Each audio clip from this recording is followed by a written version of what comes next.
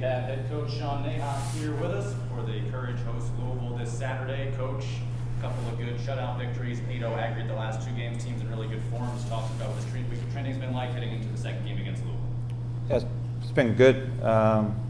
Just coming off the grounds right now, had a real good energy, probably our best session of the week, which is what you want leading into a game. It's been a little bit of a hectic schedule just because of the weather and some of the changes, but I think overall the players and their performance, especially the last week together, I think the energy's been really good. And we're in a situation now where we've created such momentum that we want to make sure we continue it, but we're also, we're aware of that we want to continue to improve and get better. And I think that's the best part about this group, is that they're never satisfied, and that showed today in training.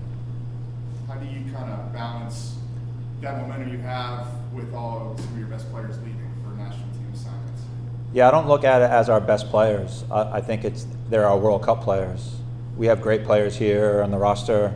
Regardless, we don't delineate based on, I know that's not how your question was meant, but I think so often here in the States it's best players and then everybody else, when we have really good players that have filled in roles this year, and our focus is on the team.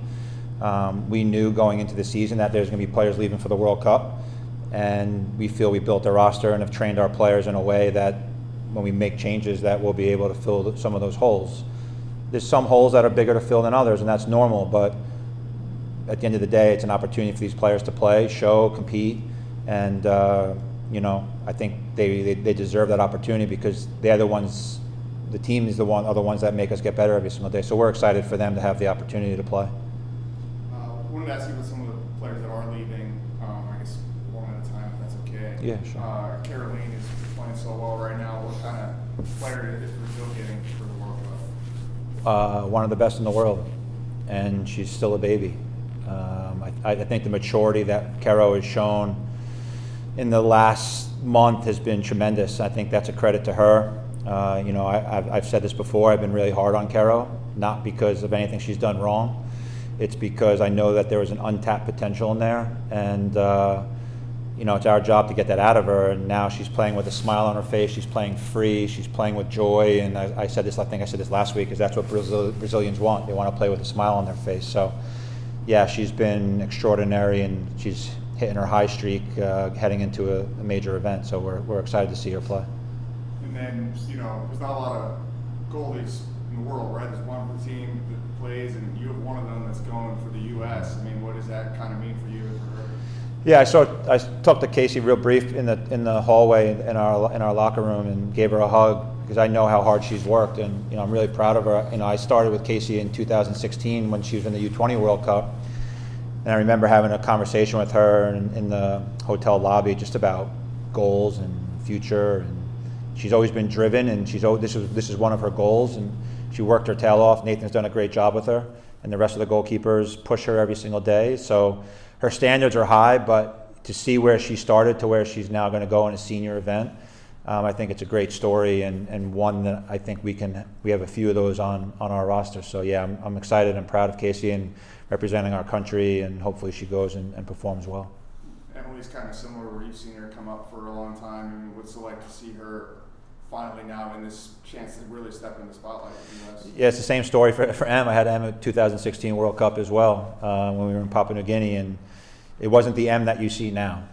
This is a confident Em. She has a really high standard for herself and holds herself to maybe a standard that makes her question some things sometimes, where she holds herself to a high regard. But we want Em to be Em, and she's playing with some freedom now, and I think the way we play has suited her.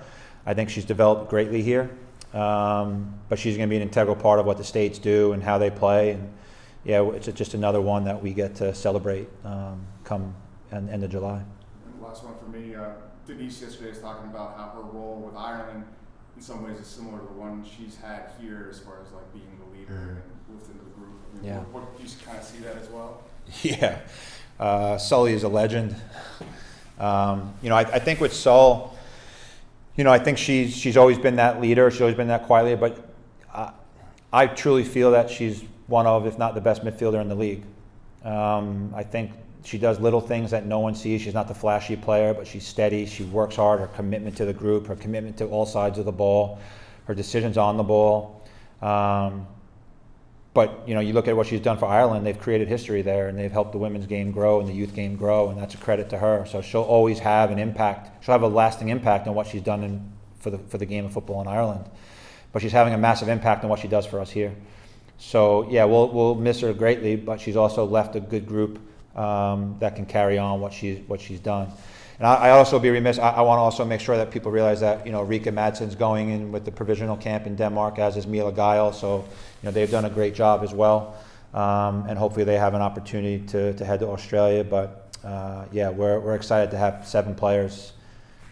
I say that lightly, excited, but we'll always support them. The national team duty is once in a lifetime, and anytime you get a chance to represent your country, it's based on your performance, and their performance has been great here in the club, and that's a credit to the club. It's a credit to their teammates. It's a credit to our staff, backroom, technical.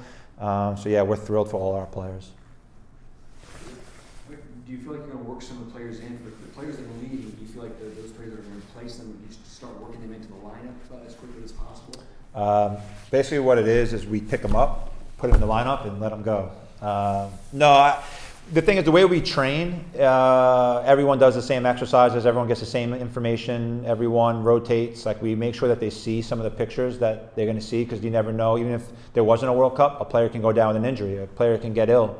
So we want to make sure that we're preparing our players so that when they go in, they're not blind to it. And we feel we've done a good job with that this year. The way they coach each other is tremendous.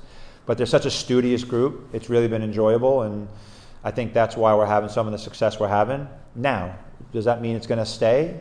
Who knows? But it's not for a lack of confidence, and we're always going to have these bumps, but the group has been tremendous, and it's the next person up, and that's how they've been all season.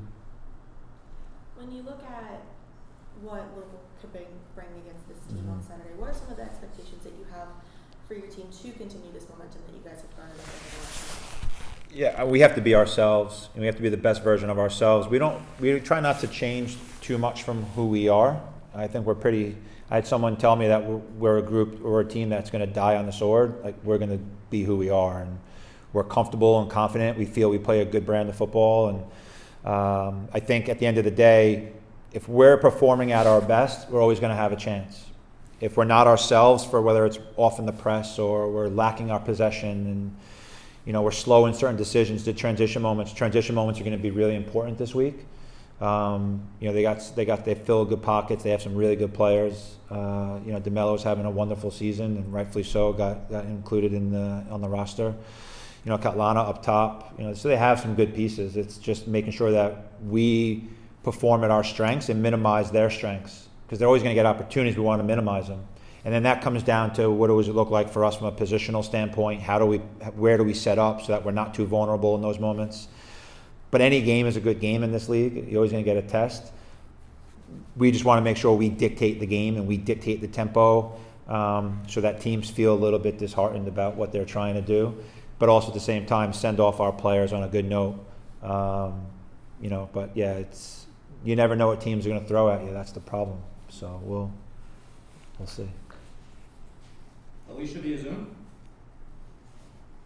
Thank you. Hi, Sean. Thanks for your time today. I just have one question for you.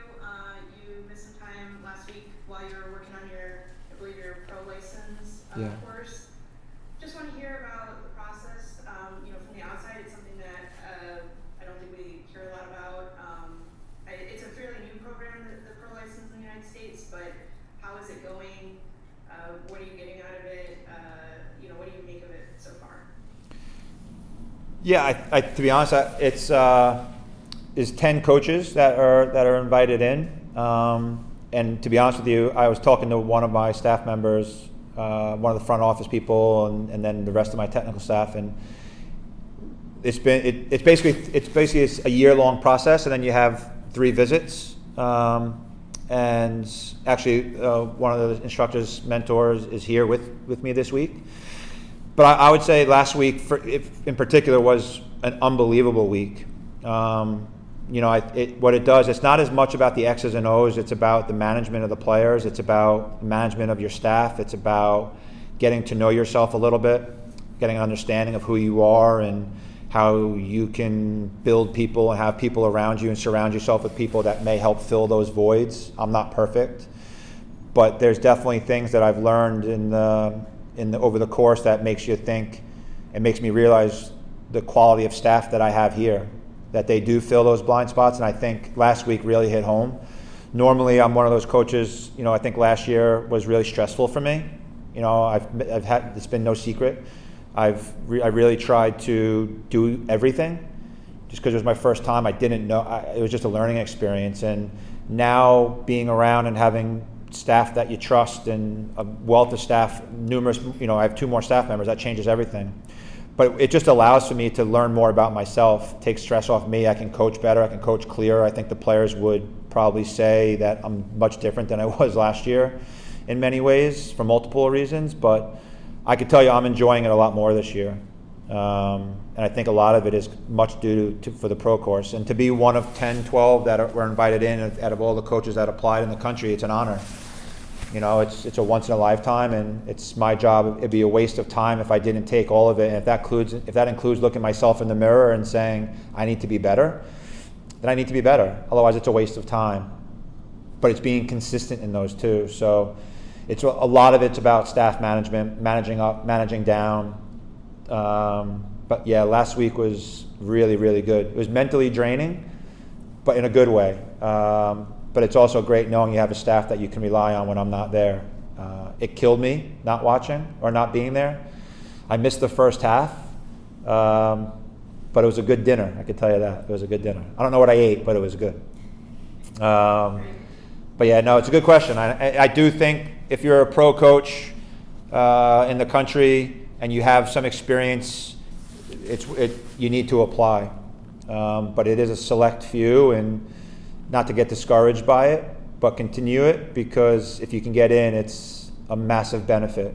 A massive benefit. I couldn't speak more highly of it, for sure. Great, thank you. Yeah, no problem. Anybody else? All right, thanks, Sean. All right, thanks, guys. Thanks, Sean.